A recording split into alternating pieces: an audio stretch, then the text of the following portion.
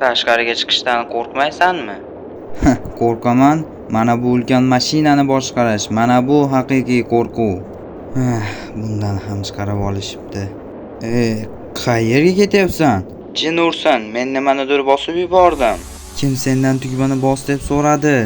Endi nima qilamiz? To'xtat, qizil tugmani bos. Yo'q, boshqasini. Kechir. Jin ursin, hech narsaga tegma, meni kul. Shlyuzni ochishga tayyor tur. Qabul qilindi. Bu ishni qanchalik yomon ko'raman.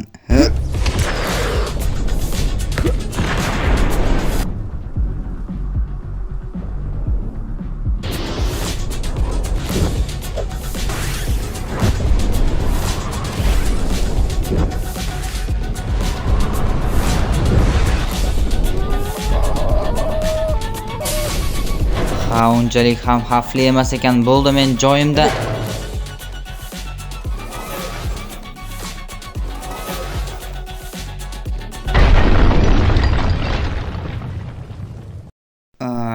Jin ursin. Orqaga. Umuman olganda yomon emas. Menimcha bizni sezishmay qolmadi. Bunday ulkan o'lcham bilan yashirin qolishga umuman umid qilmagan bo'lardim. Hoy, nima qilyapsan? Qisqa yo'l. Bu devor bu yerda ortiqcha. Xo'p, hammaga salom. Bu yerda nima bor ekan? Bizni iliq kutib olishdi. Ular o'zi nimaga umid qilishyapti? Bizga o'q uzishyapti.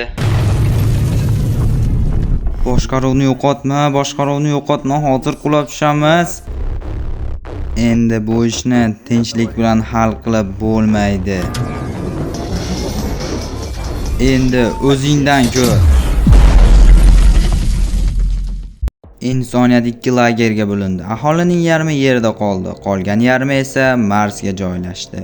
Tez orada ikki sayyora o'rtasida resurslar uchun urush boshlandi. Oxir-oqibat bu mojaro o'zaro blokadaga aylandi. Shunda yerliklar Quyosh tizimidan tashqariga kengayishga qaror qilishdi. Tanlov 7X56 sayyorasiga tushdi. Eng yaqin va istiqbolli variant sifatida. Sayyorani kolonizatsiya qilish maqsadida Yerdan ekspeditsiya kemasi yuborildi. Uning bortida barcha zarur texnika va sun'iy intellekt bor edi. Rejaga ko'ra, mashinalar mustaqil ravishda qurilish qilib, kolonistlar kelishidan oldin sharoit tayyorlash kerak edi. Albatta, Mars ham bu ekspeditsiya haqida bilib qoldi va o'z kemasini tayyorlay boshladi.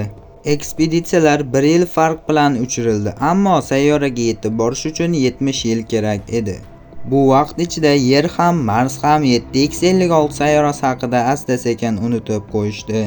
Yillar o'tdi. Bir kun uzoq kosmosdan muvaffaqiyatli qo'nish haqida signal keldi va kosmik poyga yana yangi kuch bilan boshlandi. Dastlabki 5 yil hammasi reja bo'yicha ketar edi. Robotlar ishlar, zavodlar qurilar edi va birdan nimadir sodir bo'ldi. Dastlab har ikki tomon buni dushman sabotaji deb o'yladi.